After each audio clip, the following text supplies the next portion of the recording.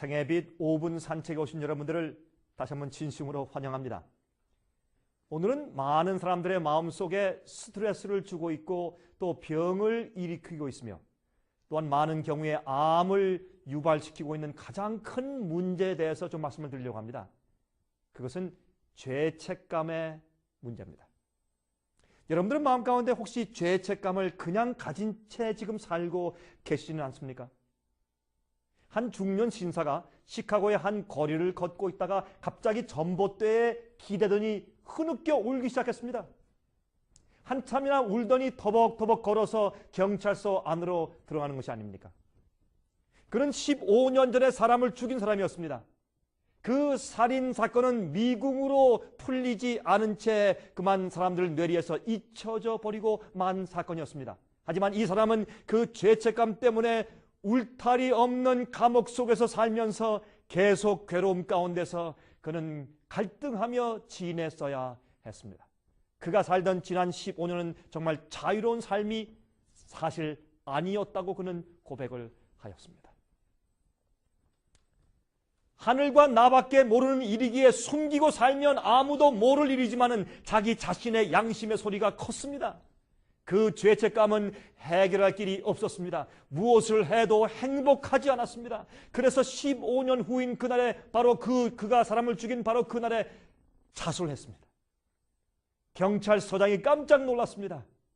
판사가 형편을 다 듣고 나서 꽤 많은 양의 형의 언도를 감해 주긴 했습니다. 그러나 그가 감옥에 있을 동안에 그가 15년 동안 자유했을 때 얻지 못한 놀라운 자유를 느끼면서 그는 기쁨으로 지낼 수가 있었다고 그는 나중에 고백했습니다. 그가 감옥에 있을 동안에 누가 성경을 주었다는 것입니다. 그래서 자기가 자기 죄를 진짜로 용서받을 수 있는 길이 무엇인지를 발견했습니다. 사람들에게서, 법정에서, 판사에게서가 아니라 하나님의 용서와 구원을 그가 발견하게 된 것입니다. 여러분, 성경에는 자기의 죄책감으로 시달리다가 회개한 한 사람에 대해서 기록하고 있죠. 그 사람이 누굽니까? 다른 사람이 아닌 다윗 왕입니다. 시편에 그의 죄책감과 회개에 대해서 말씀이 기록되어 있죠. 시편 32장 1절부터 4절까지 다음과 같은 말씀이 기록되어 있습니다.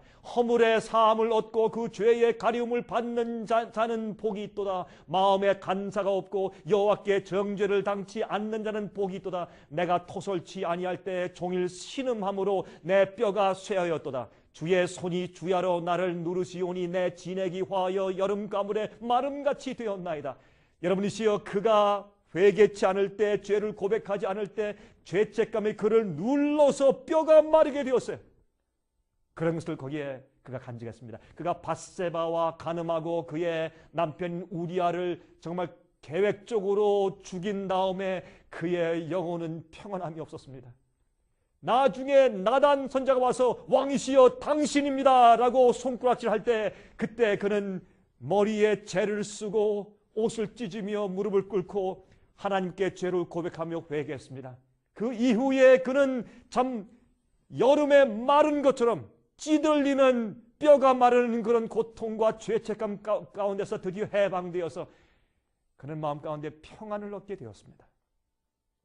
여러분들이시여, 혹시 오늘 이 5분 산책을 시청하시는 분들 가운데서 남모르게 마음속에 숨겨온 죄책감 때문에 고통당하는 사람들이 있지 않습니까?